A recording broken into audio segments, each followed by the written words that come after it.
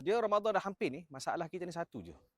Kita semangat di peringkat awal tu bila buat Ramadan, buat ibadah, tapi makin lama makin lemah, makin malas, makin tak bertenaga kan. Itu nombor satu. Masalah yang kedua adalah kita tak tahu macam mana nak kekalkan ibadah yang kita dah buat. Apatah lagi selepas Ramadan.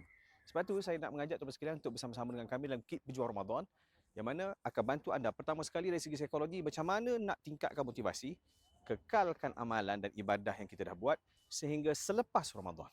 Yang kedua adalah kita ada pelbagai ilmu-ilmu berkaitan dengan Al-Quran, tafsir dan juga kecergasan pada bulan Ramadan. Dan yang ketiga paling best lagi, sebab kita ada aplikasi, apps. Apps ni akan bantu untuk anda track ibadah anda yang anda buat, kemudian mengekalkan setiap amalan itu, kita boleh pantau semua sekali, dan yang best lagi adalah kita boleh tengok skor di hujung ni. Sebab itu, dapatkan Kit Pejuang Ramadan. Tekan link di bawah. Kami pejuang Ramadan, kami sedia.